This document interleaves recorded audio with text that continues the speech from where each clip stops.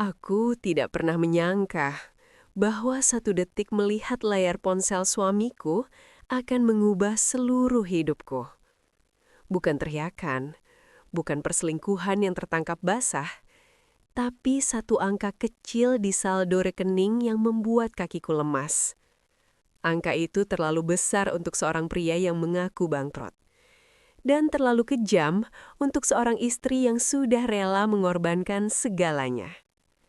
Saat itulah aku sadar, kehancuran rumah tanggaku bukan dimulai dari kekurangan uang, melainkan dari kebohongan yang disembunyikan terlalu rapi. Halo sahabat, terima kasih sudah meluangkan waktu untuk mendengarkan ceritaku. Ini bukan kisah fiksi, melainkan potongan hidup seorang perempuan yang pernah percaya sepenuhnya pada kata suami. Cerita ini mungkin akan membuatmu marah, sedih, atau bahkan teringat pada pengalamanmu sendiri. Jika kamu merasa kisah ini penting, dengarkan sampai akhir. Dukunganmu adalah caraku menguatkan mereka yang sedang berada di posisi paling rapuh dalam hidupnya. Sebelum kita masuk lebih dalam, yuk kita ramaikan dulu kolom komentarnya, serta jangan lupa untuk klik tombol like, subscribe, dan aktifkan loncengnya agar sahabat Fafa tidak ketinggalan cerita-cerita seru lainnya. Dukungan dari sahabat sangat membantu channel ini untuk terus berkembang dan menyajikan cerita-cerita menarik lainnya. Dan seperti biasa, Fafa mau absen nih. Coba tulis nama sahabat, asal kota, dan ketik kata hadir di kolom komentar bawah. Fafa pengen tahu sahabat setia Fafa dari kota mana saja. Sudah siap sahabat? Yuk kita langsung masuk ke ceritanya. Namaku Alia. Aku tidak lahir dari keluarga kaya. Sejak kecil, hidupku penuh keterbatasan, tapi juga penuh kasih. Ayah dan ibuku bukan orang yang punya banyak uang, namun mereka punya prinsip yang kuat. Hidup harus dijalani dengan jujur, meski berat. Ayah bekerja serabutan, kadang menjadi buruh bangunan, kadang memperbaiki rumah orang. Ibu membuka warung kecil di depan rumah. Dari situlah kami bertahan. Tidak ada liburan mewah, tidak ada barang mahal, tapi ada makan malam sederhana yang selalu kami lalui bersama. Rumah kecil itu, rumah yang sekarang disebut orang sebagai warisan, dulu adalah dunia bagiku. Di sanalah aku belajar berjalan, jatuh, menangis, lalu bangkit lagi. Di sanalah ayah mengajarkanku membaca, dan ibu mengajarkanku berdoa sebelum tidur. Setiap sudutnya menyimpan suara mereka. Ketika ayah dan ibu meninggal selang 2 tahun, dunia terasa runtuh. Aku sendirian. Tidak ada saudara. Tidak ada tempat pulang selain rumah itu. Maka ketika aku menikah dengan Raka, satu hal yang paling kupegang teguh adalah, rumah itu tidak akan pernah dijual. Aku sudah mengatakan itu sejak awal hubungan kami serius. Bukan dengan nada keras, tapi dengan kejujuran. Aku berkata, aku punya warisan, tapi itu bukan aset. Itu kenangan. Raka saat itu tersenyum. Dia menggenggam tanganku dan berkata, aku menikah dengan kamu, bukan dengan rumahmu. Kalimat itu membuatku percaya. Mungkin terlalu percaya. Raka adalah pria yang terlihat meyakinkan. Pendidikannya bagus, pekerjaannya terdengar mapan. Sebagai konsultan keuangan, dia sering bicara tentang investasi, strategi, dan masa depan. Aku merasa aman bersamanya. 5 tahun pertama pernikahan kami berjalan normal. Kami tidak kaya, tapi cukup. Aku bekerja, Raka bekerja. Kami membayar cicilan, menabung sedikit, dan sesekali makan di luar. Tidak ada tanda bahaya yang jelas. Tidak ada pertengkaran besar. Tidak ada kekerasan. Sampai suatu malam, Raka pulang jauh lebih larut dari biasanya. Wajahnya pucat. Kemejanya kusut, matanya tidak berani menatapku. Alia, kita harus bicara. Kalimat itu saja sudah membuat dadaku sesak. Dia duduk perlahan, menarik nafas panjang, lalu berkata bahwa perusahaannya runtuh. Proyek besar gagal. Klien menarik dana. Rekan bisnis kabur. Aku terdiam. Aku tidak langsung menangis. Yang kurasakan pertama kali adalah takut. Takut tentang masa depan. Takut tentang tagihan. Takut tentang hidup yang tiba-tiba berubah. Hari-hari setelah itu terasa berat. Raka mulai sering murung. Ponselnya selalu di tangan. Dia mudah tersinggung. Tabungan kami perlahan menipis. Kami mulai mengurangi pengeluaran. Aku berusaha menguatkan diri dan berkata pada diriku sendiri, ini ujian rumah tangga. Aku tidak pernah menyalahkannya. Aku percaya, kegagalan bisa terjadi pada siapa saja. Namun suatu malam, ketika kami makan dengan suasana sunyi, Raka berkata pelan, Alia, kita harus realistis. Aku menatapnya.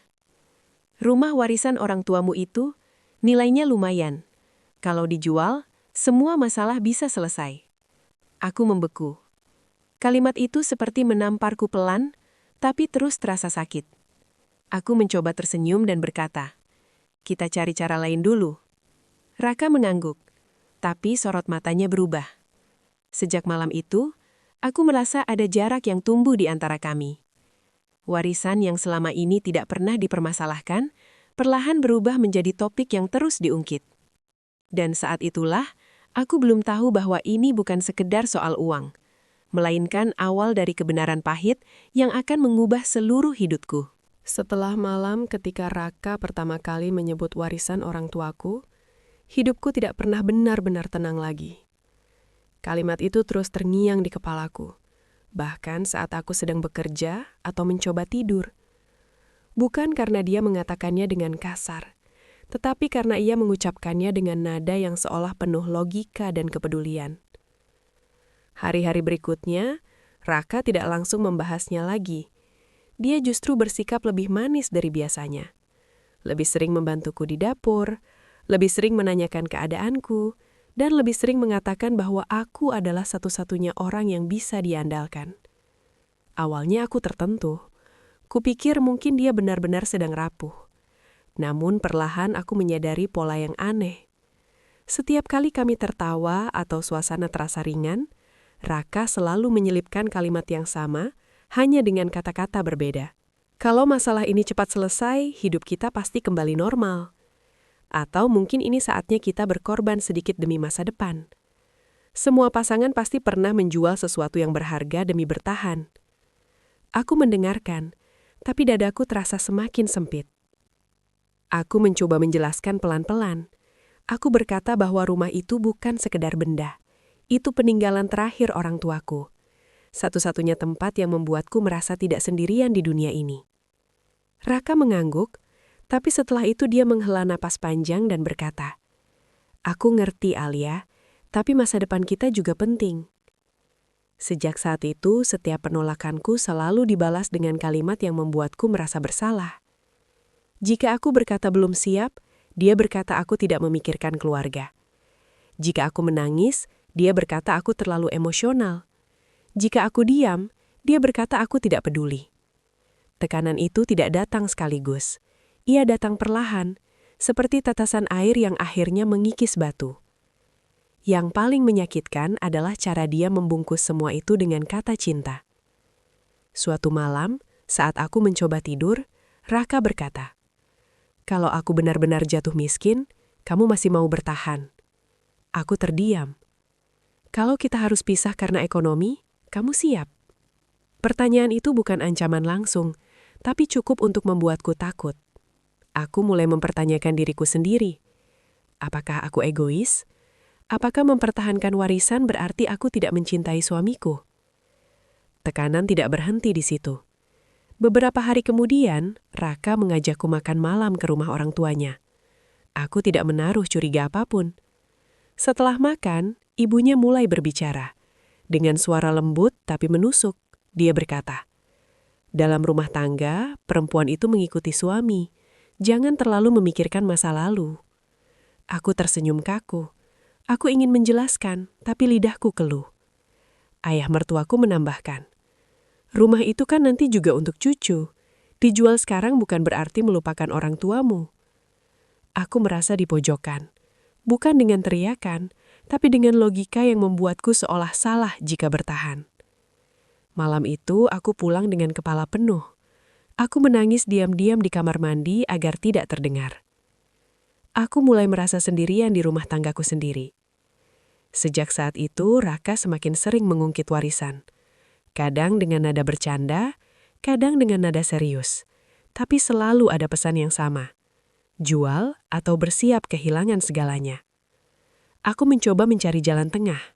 Aku mengusulkan mencari pinjaman lain, menjual mobil, atau hidup lebih sederhana. Namun semua itu selalu ditolak. Tidak cukup, katanya. Warisanmu satu-satunya solusi yang masuk akal. Disitulah aku mulai merasa ada yang tidak beres. Jika memang benar-benar bangkrut, mengapa dia begitu yakin hanya warisanku yang bisa menyelamatkan kami? Dengan hati yang mulai curiga, akhirnya aku memberanikan diri berkata, "Aku mau tahu kondisi keuanganmu yang sebenarnya. Semua, tanpa ditutup-tutupi." Raka terdiam lama. Matanya menghindar. "Apa kamu nggak percaya sama aku?" Tanyanya. Pertanyaan itu membuatku ragu sejenak. Namun aku menguatkan diri. Justru karena aku percaya, aku perlu tahu. Dia akhirnya mengangguk. Namun sejak saat itu sikapnya berubah dingin. Aku tidak tahu saat itu bahwa permintaanku akan membuka pintu menuju kebenaran yang jauh lebih gelap dari yang kubayangkan. Yang aku tahu hanyalah satu, cinta yang sehat tidak membuat seseorang merasa bersalah karena mempertahankan dirinya sendiri. Dan malam-malamku setelah itu dipenuhi rasa cemas, menunggu jawaban yang diam-diam sudah kutakuti. Sejak aku meminta kejujuran Raka tentang kondisi keuangannya, suasana rumah berubah dingin. Kami masih tinggal di bawah atap yang sama, makan di meja yang sama, tapi rasanya seperti dua orang asing yang saling menjaga jarak. Raka menjadi lebih tertutup. Ponselnya tak pernah jauh dari tangan. Jika ada notifikasi masuk, dia langsung mematikan layar atau pergi ke ruangan lain. Aku mencoba menenangkan diriku sendiri dengan berpikir mungkin dia hanya sedang stres. Namun rasa tidak tenang itu terus tumbuh. Bukan karena kecurigaan semata, tapi karena sikap Raka yang tidak lagi seperti orang yang benar-benar kehabisan jalan. Jika seseorang bangkrut, seharusnya ia putus asa. Tapi Raka justru sering terlihat tenang, terlalu tenang. Suatu sore hujan turun deras. Listrik sempat mati sebentar. Raka terlihat gelisah, mondar-mandir sambil memegang ponselnya. "Aku mau mandi," katanya singkat, lalu masuk ke kamar mandi. Ponselnya tertinggal di meja. Aku tidak berniat menyentuhnya, sungguh. Namun layar ponsel itu menyala sendiri. Notifikasi dari aplikasi bank. Aku hanya melihat sekilas, tapi angka di layar itu langsung membuat napasku berhenti. Saldo rekening. 2.347.000.000 rupiah. Aku membeku. Tanganku terasa dingin. Dunia di sekitarku seolah mendecil. Aku menatap layar itu lagi, berharap aku salah lihat. Namun angka itu tetap di sana, tidak berubah. Ini bukan saldo orang yang bangkrut. Ini bukan saldo orang yang terdesak. Dengan jantung berdebar, aku membuka detail mutasi.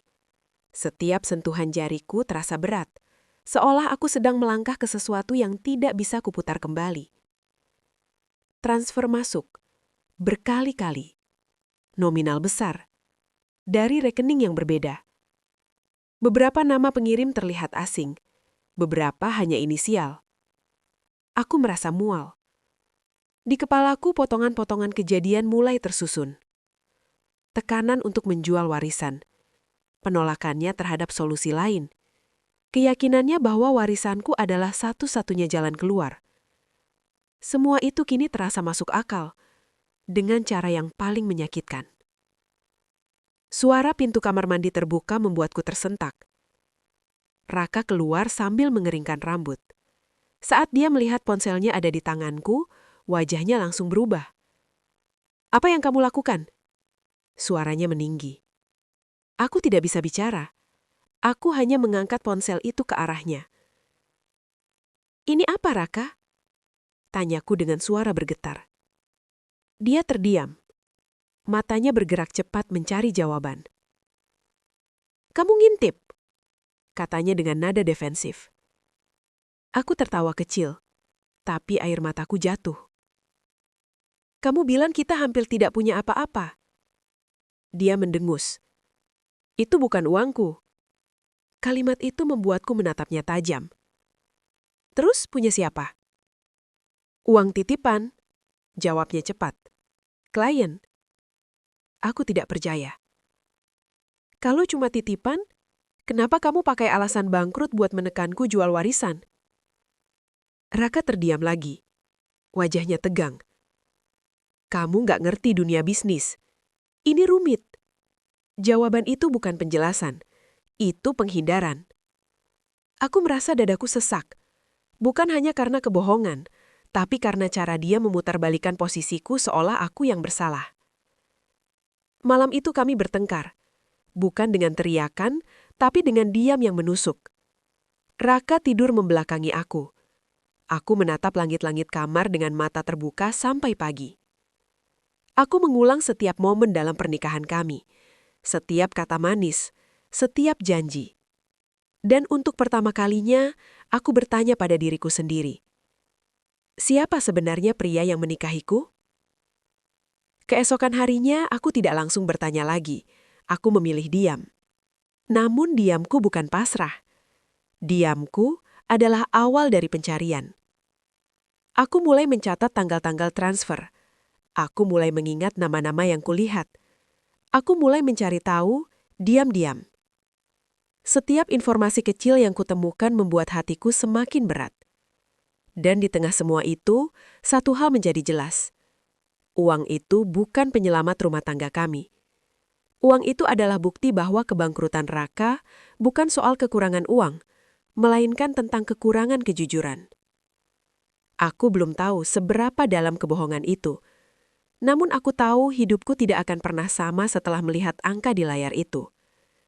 Karena kadang-kadang satu angka saja cukup untuk membuat seorang istri berhenti percaya dan mulai bersiap menghadapi kenyataan terburuk. Setelah malam itu, setelah aku melihat saldo rekening Raka, ada sesuatu di dalam diriku yang berubah. Aku masih tinggal di rumah yang sama, masih memasak makanan yang sama, masih tidur di ranjang yang sama dengannya. Namun, kepercayaanku sudah tidak ada di sana. Aku berhenti menunggu kejujuran darinya. Aku mulai mencarinya sendiri. Hari-hariku terasa seperti hidup dengan dua wajah. Di depan Raka, aku tetap berperan sebagai istri yang tenang. Aku tidak lagi bertanya, tidak lagi berdebat.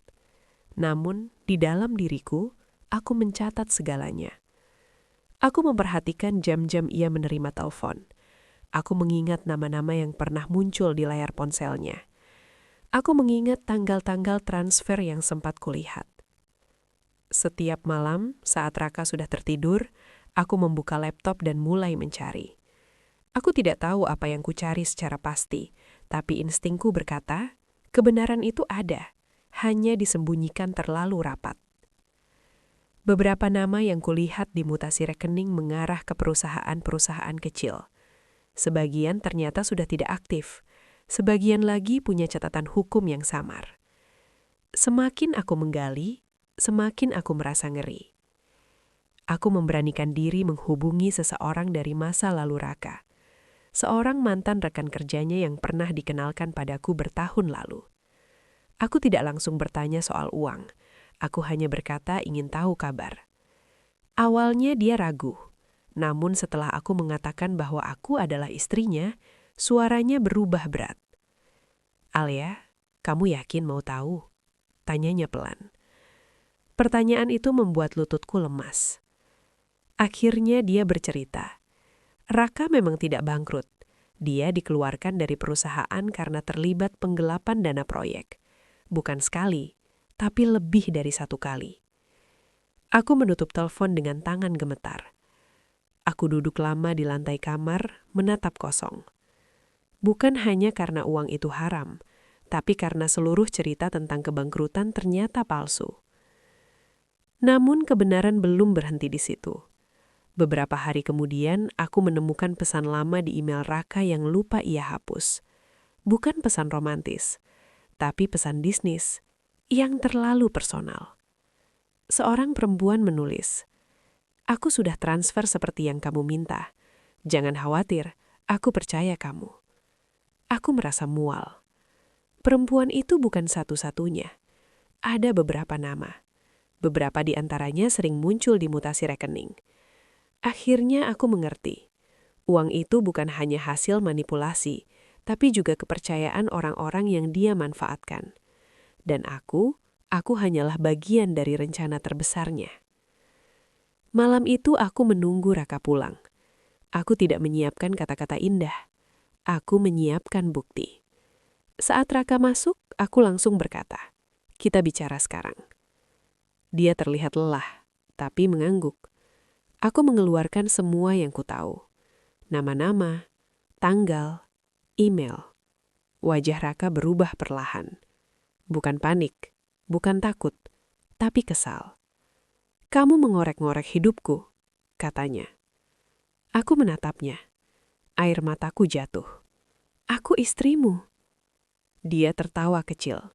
"Justru itu, kamu harusnya ada di pihakku." Kalimat itu menghancurkanku. Aku ditekan menjual warisan orang tuaku, sementara kamu menyimpan uang miliaran dan menipuku.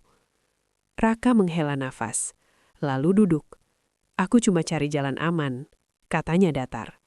"Warisanmu itu solusi paling bersih." Bersih. Kata itu bergaung di kepalaku. Bersih buat siapa? Buat kamu. Dia menatapku dingin. "Kamu nggak ngerti. Kalau uang itu ketahuan, aku habis. Warisanmu bisa nutup semuanya." Saat itu aku sadar. Dia tidak menyesal. Dia hanya kesal karena rencananya terancam. Aku berdiri. Tanganku gemetar, tapi suaraku tegas. Aku nggak akan jual apapun. Aku juga nggak akan menutup mata. Raka berdiri mendekat. Nada suaranya berubah mengancam. "Kamu pikir kamu bisa apa tanpa aku?" Aku menatapnya. Untuk pertama kalinya tanpa takut. Aku bisa menyelamatkan diriku sendiri. Malam itu aku mengunci pintu kamar. Aku menangis, bukan karena kehilangan suami, tapi karena aku baru sadar aku hidup dengan orang yang tidak benar-benar mengenalku. Aku tahu langkahku berikutnya akan berat. Aku tahu aku akan diserang, disalahkan, dan diancam. Namun satu hal sudah pasti, aku tidak lagi menjadi korban kebohongan yang dibungkus atas nama cinta. Dan untuk pertama kalinya sejak semua ini bermula, aku tidak lagi takut kehilangan Raka. Aku hanya takut kehilangan diriku sendiri. Dan aku tidak akan membiarkan itu terjadi. Setelah malam konfrontasi itu, aku tahu satu hal dengan pasti. Tidak ada lagi ruang untuk ragu. Bukan karena aku tidak mencintai Raka, tetapi karena aku mulai mencintai diriku sendiri. Pagi itu aku bangun lebih awal dari biasanya. Raka masih tidur di ruang tamu, seolah tidak terjadi apa-apa. Aku menatapnya sejenak. Pria yang dulu kupikir akan menjadi tempat pulang, kini terasa asing. Aku mengemasi barang-barang pribadiku secukupnya. Tidak banyak, hanya pakaian, dokumen penting, dan beberapa foto lama orang tuaku. Aku meninggalkan rumah itu tanpa drama, tanpa kata perpisahan. Aku kembali ke rumah warisan orang tuaku. Saat kunci itu berputar di pintu kayu yang sudah tua, tangisku pecah. Bukan karena sedih, tapi karena akhirnya aku pulang. Aroma rumah itu masih sama. Tenang, seperti memelukku tanpa bertanya apapun. Hari-hari pertama tidak mudah. Aku sering terbangun tengah malam, masih terbiasa mendengar suara langkah Raka. Aku menangis tanpa alasan jelas. Namun setiap pagi, aku bangun dengan satu keyakinan kecil. Aku tidak salah memilih diriku sendiri. Raka mencoba menghubungiku. Pesan-pesannya berubah-ubah. Kadang memohon, kadang menyalahkan, kadang mengancam. Aku tidak membalas. Aku berkonsultasi dengan pengacara. Aku menceritakan semuanya. Tentang tekanan, kebohongan, dan uang itu. Langkah mengajukan cerai adalah langkah tersulit yang pernah kuambil. Bukan karena prosesnya, Tapi karena aku harus menerima bahwa pernikahan yang kupertahankan sepenuh hati, ternyata tidak pernah benar-benar ada. Keluarga Raka menyerangku dengan kata-kata. Aku dituduh tidak setia, tidak berbakti, terlalu keras. Aku hampir goyah. Namun setiap kali aku ragu, aku kembali ke rumah itu. Duduk di lantai ruang tamu, menatap dinding yang penuh kenangan. Aku ingat ayah dan ibu. Aku ingat pesan mereka. Hidup boleh berat, tapi jangan mengorbankan harga diri. Proses hukum berjalan lama, melelahkan. Namun perlahan, kebenaran berdiri di pihakku. Aku tidak menjual warisan itu. Aku tidak menutup mata terhadap kebohongan. Dan akhirnya, aku bebas secara hukum dan batin. Setelah semua selesai, aku berdiri di depan rumah kecil itu dan bertanya pada diriku sendiri, apa yang akan kulakukan sekarang? Aku tidak ingin rumah itu hanya menjadi tempat berlindung dari masa lalu. Aku ingin menjadikannya tempat tumbuh. Aku mulai merenovasi sedikit demi sedikit. Tidak mewah, hanya cukup agar nyaman. Aku membuka usaha kecil di bagian depan rumah. Awalnya sepi, namun aku belajar sabar. Aku belajar lagi tentang kerja keras seperti yang diajarkan orang tuaku. Perlahan, hidupku menemukan ritmenya sendiri. Aku tidak langsung bahagia. Pemulihan bukan soal melupakan, tapi menerima. Aku masih punya hari-hari lelah. Hari-hari ketika ingatan lama datang tanpa diundang. Namun bedanya, kini aku tidak lagi menyalahkan diriku sendiri. Aku belajar satu hal yang paling penting. Kehilangan pasangan tidak selalu berarti kehilangan masa depan. Kadang itu justru awal untuk menemukannya kembali. Sekarang, saat aku menatap cermin, aku melihat perempuan yang berbeda.